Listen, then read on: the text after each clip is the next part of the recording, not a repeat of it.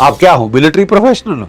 आप कभी लड़ाई लड़े हो? क्योंकि आप बोल रहे हो मार दिया, आपने तो 10,000 बार मार डाला उसको। तेहरान में सारे लीडर मर जाएं तब भी लड़ाई चलती रही। ईरान ने बोला हम लड़ने को तैयार हैं, you may be finished, we are not finished. अबे तू 2000 किलोमीटर दूर होगा, मैं कैरियर किलर मिसाइल फायर करूंगा, तेरा गर्क कर दूंगा।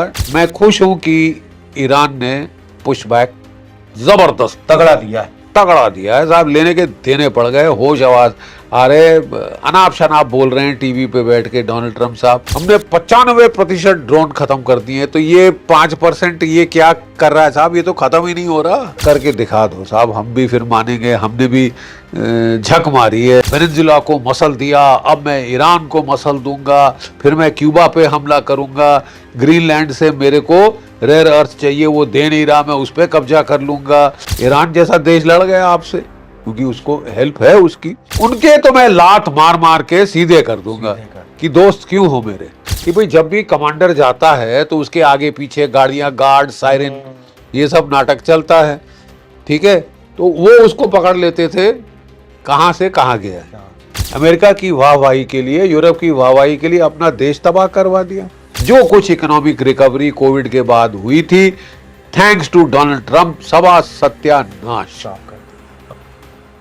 सर, ईरान ने कितना डेंट अब तक इजराइल और यूएस को किया है, और क्या लग रहा है सर कि जो कि डोनाल्ड ट्रंप तो बार बार कह रहा है कि नेवी तबाह हो गई, एयरफोर्स हमने तबाह कर दिया, सब कुछ तबाह कर दिया, लेकिन बावजूद इसके लगातार ईरान के हमले ही नहीं कम हो रहे हैं किसी एंगल से सर।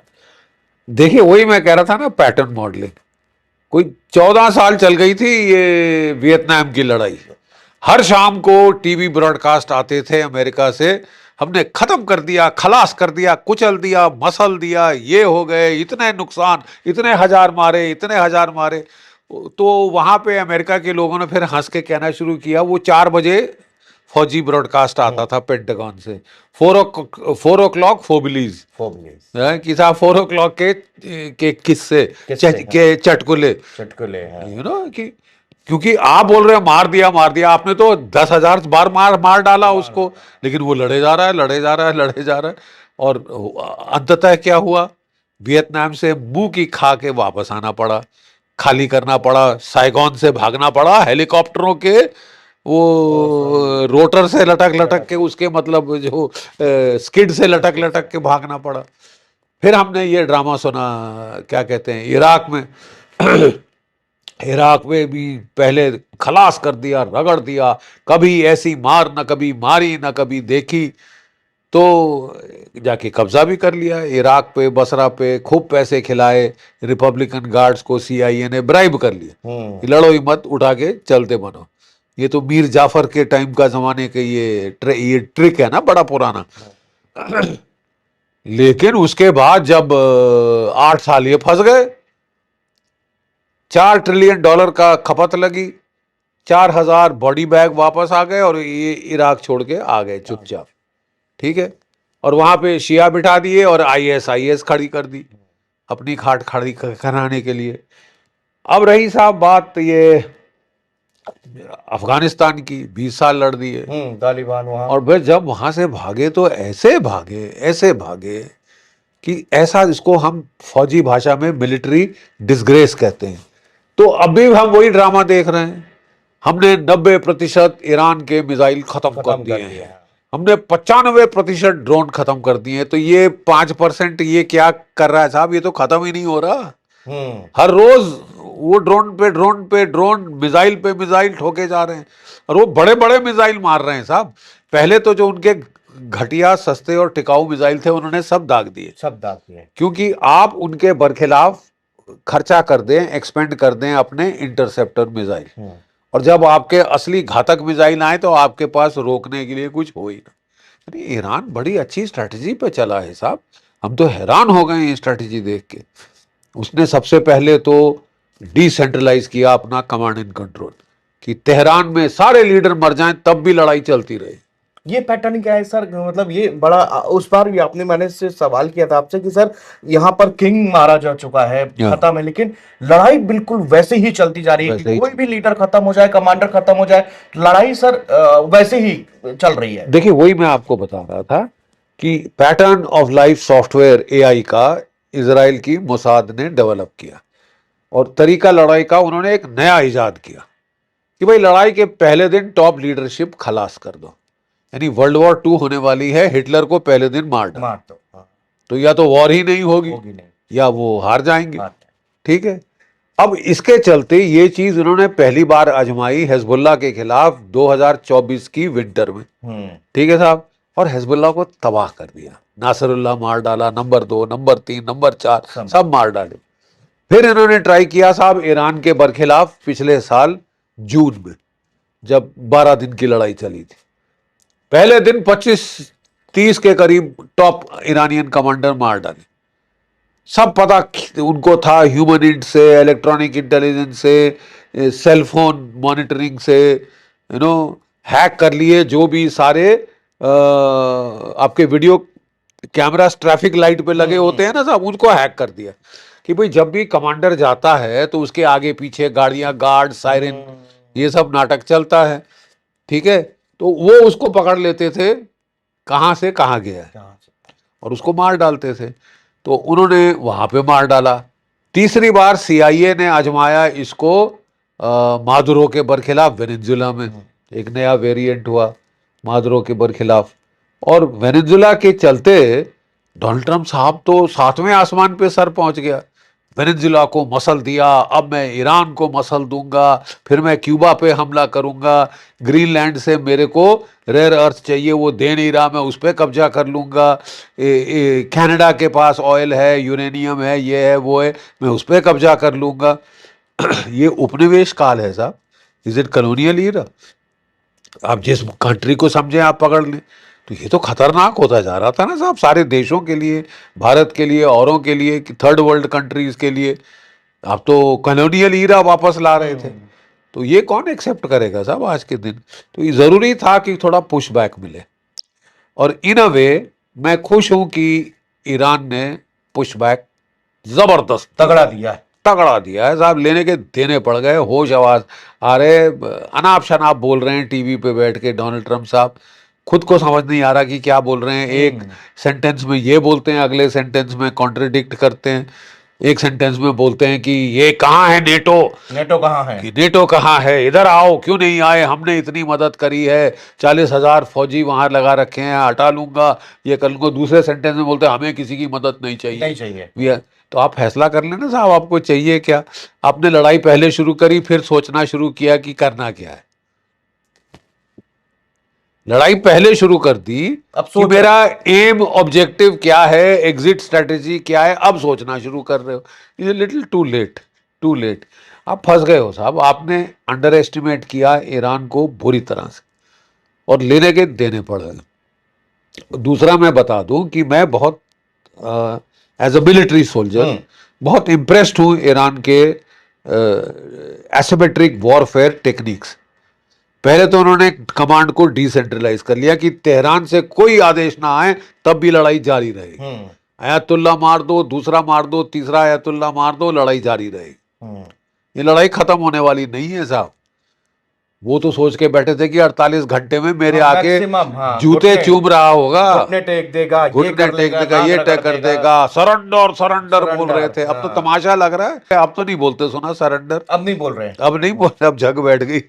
अब सोच रहे हैं कि वापस कैसे जाएं, को कौन सा एक ऑफ रैंप कहां से मिले? ऑफ रैंप नहीं मिलेगा साहब, क्योंकि इन्होंने बोला कि मैं लड़ाई खत्म करने को तैयार हूं। एक इजी ऑफ रैंप है, डिक्लेयर विक्ट्री, विड्रॉ, कि जीत घोषित कर दो और अपनी दुम दबा के निकल जाओ। तो बोले घर के बुद्धू घर को आए, जान बची तो लाखों पाए, घर के बुद्धू घर को आए। तो एक तरीका है कि विक्ट्री डिक्लेयर कर दो और घर चले जाओ। ईरान ने बोला हम लड़ने को तैयार हैं, you may be finished, we are not finished. भाई तुम खत्म हो गए मतलब हम थोड़ी ना कि हम तो लड़ेंगे, बिल्कुल तुमने साला लड़ाई छेड़ी, अब हम इसको खत्म करेंगे। तुमने मारे हमारे आयतुल्ला, तुमने मारे हमारे टॉप कमांडर, तुमने हमारी 168 लड़कियां बेटियां मार डाली, अब हम बदला लेंगे साहब, इंतकाम लेंगे। वो तो इंतकाम लेने के लिए बैठ गए और लड़े जा रहे। यू सी, जब लड़ाई शुरू हुई थी तो सरकारें नॉर्मली बोलती हैं भाई फौज से कि पता करो यार, अंदाज लगाओ कौन जीते, हमको एस्टिमेट दो, हमको एनालिसिस दो। नॉर्मली एनालिसिस का तरीका होता है, वो कॉलम बना लेते हैं, ईरान, अमेरिका, इजराइल, टैंक्स इतने इतने इतने, जेट फाइटर इतने इतने इतने हैं, वॉरशिप 5th जनरेशन इतने, वॉरशिप इतने, मिसाइल इतने, क्रूज मिसाइल इतने, ड्रोन इतने। वो इसको बोलते हैं बीन काउंट अप्रोच, ओके कि भाई बीन्स गिनो, कि वो मोहरे गिनो वहां पे सारे, और उसके मुताबिक अंदाज लगाओ। वो बीन काउंट एक चीज होती है। शतरंज में सबके घोड़े बराबर होते हैं, घोड़े बराबर, वो सारे मोहरे क्वीन बराबर, कासल बराबर, ये सब होते हैं। How do you play it?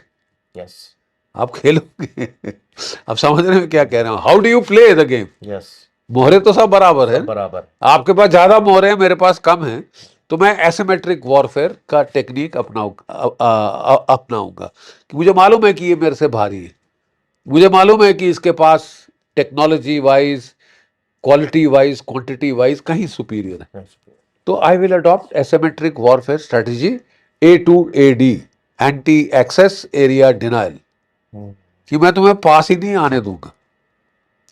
ये चीन ने पहले ये स्ट्रेटजी अडॉप्ट करी थी कि भाई जब भी लड़ाई शुरू होती थी तो America 5 aircraft carrier battle group भेज देता था कि हम दूर से रहेंगे, तुम्हें मारेंगे साहब, हमारा पावर प्रोजेक्शन है। अब उसने तोड़ ढूंढ लिया, पावर प्रोजेक्शन का तोड़ है Dongfeng 21D career killer missile. अबे तू 2000 किलोमीटर दूर होगा, मैं कैरियर किलर मिसाइल फायर करूंगा, तेरा गर्क कर दूंगा। एयरक्राफ्ट कैरियर, एक एयरक्राफ्ट कैरियर में 4 से 5 हजार नाविक होते हैं। हम देखेंगे तुम 4 से 5 हजार नाविक जब बेचारे शहीद हो जाते हैं तो कब तक लड़ोगे तुम? खाट खड़ी हो जाएगी जो भी प्रेसिडेंट है अमेरिका के अंदर, क्योंकि बॉडी बैग 5000 आ गए तो उसकी जनता उसको खा जाएगी साहब। तो ईरान ने यही स्ट्रैटेजी चीन से सीख ली है और अडॉप्ट कर दिया है। ये एयरक्राफ्ट कैरियर इब्राहिम लिंकन भेजा गल्फ ऑफ हॉर्मुज में, उसने केवल टेस्ट फायरिंग शुरू किया अपने एंटीशिप मिसाइल का, ओहो ठंडे पसीने आ गए, निकाल के गल्फ ऑफ हॉर्मुज से गल्फ ऑफ ओमान में ले गए। वहां उसने 4 मिसाइल फायर किए, 4 ड्रोन फायर किए, और कह रहे हैं कि हमने तो चोट पहुंचा दी है। वो हटा के उसको 1200 किलोमीटर दूर भागते फिर रहे हैं, और वो कह रहा है मैंने वहां भी ठोक दिया, वहां भी आग लगी है साहब। ये लिंकन को भी बोल रहे हैं, लिंकन को बोल रहे हैं ठोक दिया, वो कहते हैं जेराल्ड फोर्ड को भी ठोक दिया, कह रहे हैं एक डिस्ट्रॉयर डुबो दिया है, कह रहे हैं 4 F-22 रैप्टर वो ग्राउंड पे ठोक दिए हैं, 7 F-35 लाइटनिंग ठोक दिए हैं, 5 रिफ्यूलर एयर टू एयर ठोक दिए हैं। अमेरिका में चुप्पी साध ली है बिल्कुल, इसके बारे में कोई बात ही नहीं हो रही, कोई बात नहीं। अब झूठ फरेब पे आ गए कि हम जीत रहे हैं, असलियत तुमको भी पता है और दुनिया भी गेस कर रही कि साहब दाल में कुछ काला है, दाल में कुछ काला है साहब, ये कुछ छुपा रहे। सही बात, साफ बात। और ये लड़ाई इनको महंगी पड़ गई है, उल्टे बांस बरेली को पड़ गए, इनको महंगी पड़े ना पड़े, दुनिया को महंगी पड़ गई है। दुनिया को इन्फ्लेशन बढ़ती जा रही है, रिसेशन आएगी। जो कुछ इकोनॉमिक रिकवरी कोविड के बाद हुई थी, थैंक्स टू डोनाल्ड ट्रंप, सबा सत्यानाश कर दिया। सर अब तो इन ईरान के लीडर खुल के, पहले तो ये हो रहा था कि रशिया और चाइना इनकी बैकवर्ड से मदद कर रहे हैं, लेकिन अब ये दोनों फ्रंट पे हैं। अब साफ बयान दिया है आरागची साहब ने कि भैया हमारे साथ में, ये हमारे रणनीतिक साझेदार है, हमें इनसे पूरी मिलिट्री हेल्प यहाँ पर मिल रही है।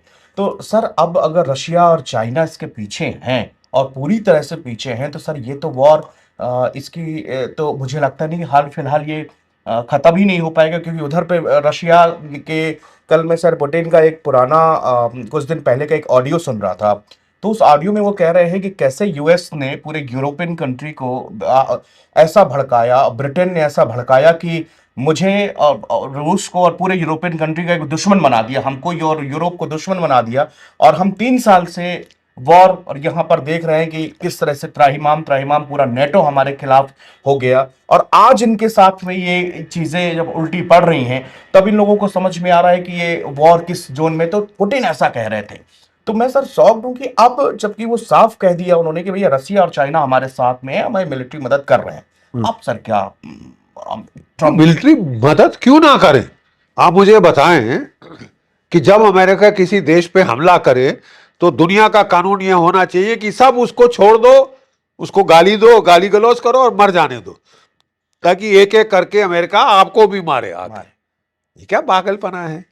जब अमेरिका ने रूस और अमेरिका की लड़ाई, ये डोनाल्ड ट्रंप के पहले जो बाइडेन साहब थे उन्होंने शुरू कराई थी, CIA ने शुरू कराई थी, वो उनको एक मोहरा मिल गया, एक तमाशबीन कॉल्ड जेलेंस्की है, जो कि बोला हाँ साहब मैं लड़ूंगा आपके लिए, मैं हूं सिपा सलार योद्धा, देखो मेरे को, देखो बस मेरे को टीवी पे रखो, मैं कॉमेडियन था। तो लड़ गया 4 साल, 2 बिलियन यूक्रेनियन मरवा डाले, 8 लाख के करीब, 8 मिलियन के करीब यूक्रेनियन घर से बेघर यूरोप में घूम रहे, एक बिल्डिंग इमारत खड़ी नहीं। वो तूने हासिल क्या किया यार? अमेरिका की वाहवाही के लिए, यूरोप की वाहवाही के लिए अपना देश तबाह करवा दिया।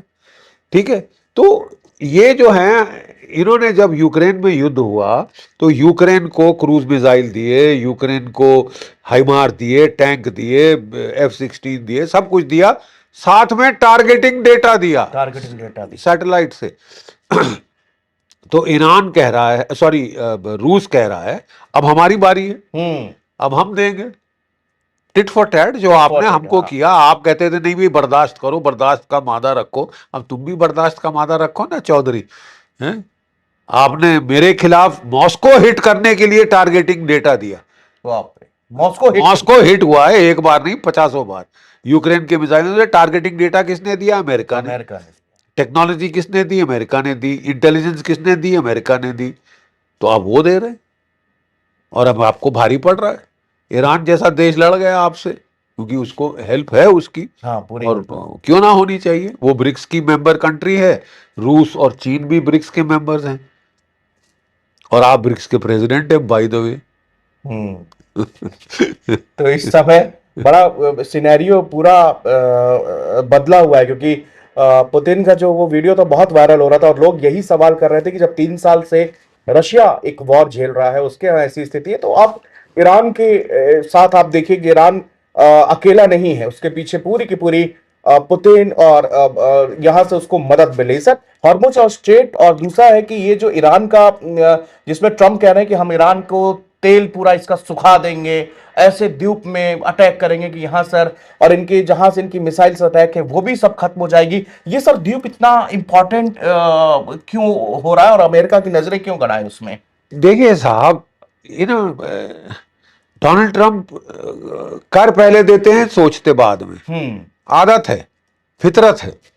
ठीक है साहब, आप ईरान का तेल उड़ा दीजिए, चलो मान लीजिए उड़ा सकते हैं, ऐसी कोई बड़ी बात नहीं है, हर टर्मिनल पे उड़ा देंगे आप, और आग लग जाएगी सारी, ये वो ये, और 20% दुनिया का तेल दुनिया से खत्म हो जाएगा।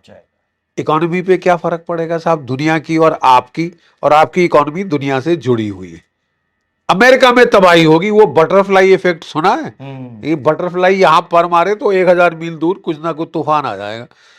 तो आप वो अमेरिका ईरान का तेल खत्म करके बड़ी अकलमंदी का काम करेंगे ना, हूड़मती में कर देंगे, मार दिया टार्जन क्रीक, बुंडोलो है, वो लेने के देने पड़ जाएंगे साहब।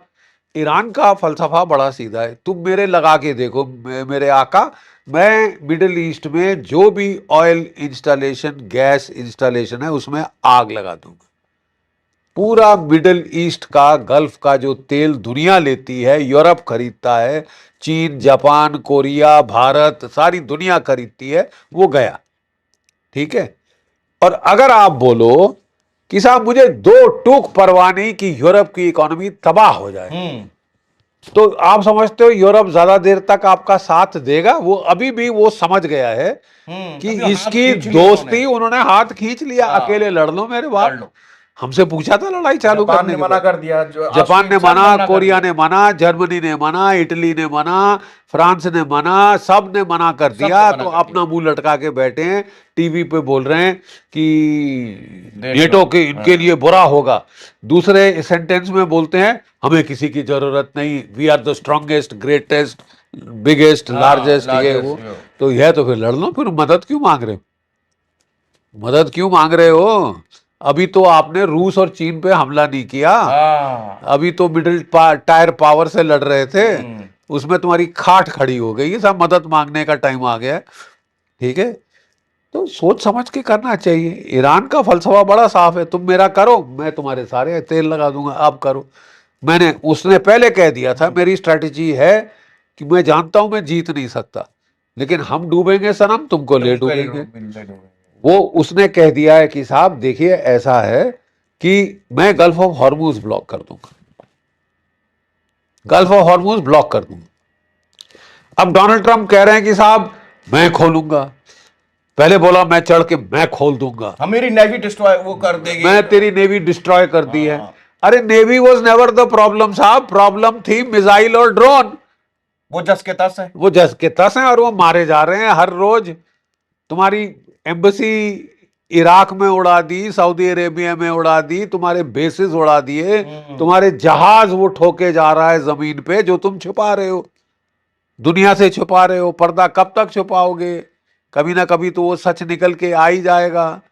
नहीं तो अमेरिका या कहते हैं रशिया या चीन उसके सैटेलाइट फोटोग्राफ्स दिखा देगा, वो दिखा देगा।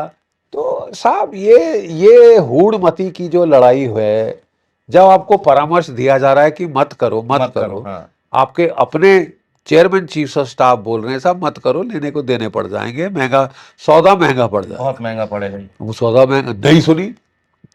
आप क्या हो, मिलिट्री प्रोफेशनल हो? आपको भी लड़ाई लड़े हो? आपने तो रियल एस्टेट बेची है ना, घर बेचे, जमीन मेरे, ट्रम्प टावर बनवाए हैं। जब आपका लड़ने का टाइम आया था वियतनाम में तो आप बीमार हो गए। ड्राफ्ट डॉज जिसको बोलते हैं वो की थी इन्होंने साहब, उसको ड्राफ्ट डॉजर।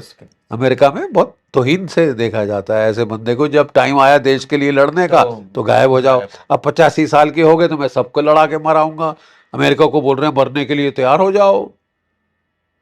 तो थोड़ी देर के बाद लोग बोलेंगे भाई किस लिए, हाँ देश का बचाव है तो करना, लेकिन ईरान क्या किया था अमेरिका? हाँ, हमारे लिए थ्रेट ही नहीं था वो किसी तरह वो तो से। कह रहे हैं कि आप इजराइल की लड़ाई लड़ रहे हो हमको मरवा के। ठीक है, तो अब ये तो लड़ाई के पहले सोचना चाहिए था ना साहब। अब भी अकलमंदी इनके लिए इसमें है कि ये लड़ाई खत्म करें। ठीक है, अब पॉलिटिकल कीमत तो इनको देनी पड़ेगी, मिड टर्म इलेक्शन का साल है, पहले सोच लेना चाहिए था।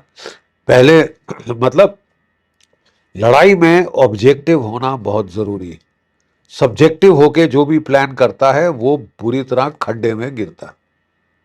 ये तो हमको फौज के पहले दिन सिखा दिया था कि भाई सच यथार्थ के ऊपर प्लानिंग करो, सच की बुनियाद पे प्लानिंग करो। तुम प्रोपेगेंडा में बड़े तगड़े हो, झूठ झूठ बोल के झूठ की प्लानिंग को अपना प्रोपेगेंडा खुद मानने लगो तो तकलीफ होगी। ये हालत हो गई है इनकी। सर इन सब पूरे सिनेरियो में ब्रिटेन कहाँ एग्जिस्ट करता है? ये हमेशा एक साइलेंट, ये एक कंट्री है जो साइलेंट रहती है। हमने देखा जब ये मादुरो का अपहरण हुआ तब ब्रिटेन के पीएम का बयान आया था कि हम इनको राष्ट्रपति मानते नहीं थे, हम तो किसी और को राष्ट्रपति मानते थे। इनका अपहरण हुआ तो किसी राष्ट्रपति का नहीं हुआ, हमने इनको मान्यता ही नहीं दी। लेकिन अभी उनका कल अपहरण है कि दुनिया में दादागिरी नहीं चलेगी, दुनिया में ये नहीं चलेगा, बयान दे के चले जाते हैं। कहीं सीन में, पिक्चर में सर ये कभी नजर नहीं आते हैं, लेकिन इनका रोल क्या होता है इसका? इनका रोल क्या है साहब? It is with due apologies, has been power has been, जिसके दिन जा चुके हैं। कभी साम्राज्य था, ब्रितानवी साम्राज्य पूरी दुनिया पे राज कर रहे थे, pound sterling was the global currency, but that got over with world war 2। तब से बेचारे अमेरिका के पीछे लग्गू बन गए हैं। अभी तक ये काफी सपोर्ट करते थे, काफी एक दूसरे की सहायता करते थे, व्हाइट कंट्री, श्वेत कंट्री, यूरोप की, और खासकर एंग्लो सैक्सन, ये मतलब ये जो ब्रिटेन वाले और अमेरिका, ये बहुत बहुत क्लोज थे, बड़ी स्पेशल इनकी रिलेशनशिप थी। डोनाल्ड ट्रंप जब से आए हैं उन्होंने सबसे चुने मेरे दोस्त कौन हैं, उनके तो मैं लात मार मार के सीधे कर दूंगा कि दोस्त क्यों हो मेरे। पूरा यूरोप का उन्होंने तबाही कर दी। सबसे सस्ता तेल उनको कहां से मिल रहा था? रूस से। क्यों सस्ता? क्योंकि वो नजदीक है। हाँ। ये कहने लगे नहीं साहब मेरे से रूस का तेल बंद करो। 5 गुना ज्यादा मेरे को कीमत दो और हाँ, मेरा तेल मेरा तेल दो। जो कि अटलांटिक के पार चल के आएगा, पूरा ट्रांसपोर्टेशन कॉस्ट तुम बेयर करोगे। ठीक है। रूस ने की लड़ाई के चलते इन्होंने यूरोप की इकोनॉमी तबाह कर दी, चरमरा गई पूरी तरह से। चरमरा कर गई है। और जो बाकी बचा कुचा रह गया था वो स्ट्रेट ऑफ हॉर्मुज हॉर्मुज के बंद बंद। करके तबाही मचा दी है यूरोप में। अब वो लोग तो साहब त्राही माम कर रहे हैं, मेरे आका हमने बड़ी गलती करी तेरे से तेरा दोस्ती कर। दोस्ती करके। तेरी वो बोले तेरी दुश्मनी तो दुश्मनी, तेरी दोस्ती उससे बदतर और भारी है। भारी है। तो दोस्ती ज्यादा भारी है इसकी, तेरी दुश्मनी से तेरी दोस्ती ज्यादा भारी पड़ गई है साहब यूरोप को, जापान को, साउथ कोरिया के प्राइम मिनिस्टर ने बोला साहब ये तो बहुत अनडिपेंडेबल है अमेरिका। जो थर्ड बैटरीज थी वहां पे उसको बचाने के लिए लगाई थी। उसके बचाने के लिए लगाई थी, वो उठा के इजराइल के लिए भेज दिए। अब उसका एक ही चाहता है इजराइल, और कि बाकी जाए भाड़ में। तो जापान के वहां से जो शिप है मरीन, जो कि amphibious assault ship Tripoli, 2500 marine के साथ भेज दिया कि मैं खर्ग आइलैंड पे कब्जा कर लूंगा। करके दिखा दो साहब, हम भी फिर मानेंगे, हमने भी झक मारी है। हाँ सर, खर्ग आइलैंड, मैं इसका नाम भूल रहा था, खर्ग हाँ, आइलैंड। खर्ग आइलैंड का ऐसा है साहब, 90% तेल में बता रहा था ना ईरान का कहाँ से दुनिया को जाता है, खर्ग आइलैंड से। क्योंकि जो ईरान का कोस्ट लाइन है वहाँ पानी गहरा नहीं है, तो बड़े जहाज उनके बंदरगाहों में नहीं आ सकते।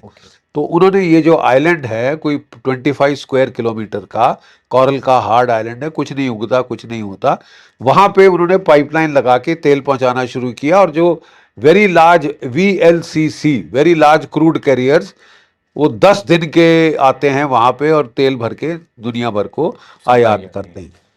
तो देखा जाए तो ईरान की एक बहुत बड़ी वल्नरेबिलिटी है खर्ग, वो सबको पता है। इराक ने भी 8 साल के युद्ध में खर्ग को बर्बाद करने की कोशिश की, नहीं कर पाए। अब अमेरिका वाले बोल रहे हैं कि ठीक है साहब, हम खर्ग को बर्बाद करके छोड़ेंगे, मिटा देंगे साहब, ये कर देंगे वो कर देंगे। उसने बोल दिया तुम मिटाओ, मैं Saudi Arabia, Kuwait, Iraq, UAE सब के तेल मिटा दूंगा जो पूरे यूरोप को जाते हैं, तुम्हारे चहेतों को जाते हैं, और जिससे कि दुनिया की इकोनॉमी चल रही। ठीक है। अगर वो ठप हो गया दुनिया की इकोनॉमी बैठ जाएगी, शामिल अमेरिकन इकोनॉमी। डोनाल्ड ट्रंप साहब को ये लिंकेज समझ नहीं आई है कि चोट मैं वहां करूंगा चोट लगेगी इधर। ठीक है, ये समझ नहीं आई है। अब वो कह रहे हैं कि साहब मैं कब्जा कर लूंगा 2500 मरीन से।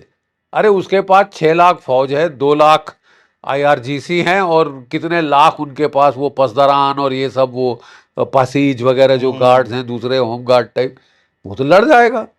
उसको क्या फिक्र, वो कहता है कि मैं बर्दाश्त कर सकता हूँ नुकसान, अच्छी तरह से आता है मेरे को। 8 साल बर्दाश्त किया था मैंने, 1 मिलियन लोग मेरे मारे गए थे, हमने उफ नहीं करी। अब आप यहाँ पे करा रहे हो। अब साहब कहने की बात यह है कि डोनाल्ड ट्रंप साहब फंस गए बहुत बुरी तरह से। उनको समझ नहीं आ रहा कि ऑफ रैंप कैसे मिले, कहाँ मिले। तो मेरा सुझाव है और मेरा निवेदन है मोदी जी से कि डोनाल्ड ट्रंप कह रहे थे कि उसने भारत पाकिस्तान का युद्ध रुकवाया, सीज फायर उसने करा है। 40% वो तो कुछ नहीं कर सका था, वो तो हवा के किले बना रहा था। आप रोक दीजिए ये युद्ध तो टिट फॉर टैट हो जाएगा। नोबेल पीस प्राइज जो है वो शायद इनको मिल जाए तो मिले, नहीं पता। लेकिन हमको जरूर ये युद्ध बंद कराना चाहिए, क्योंकि ये युद्ध जो है हमारे लिए बहुत घातक है। बहुत घातक।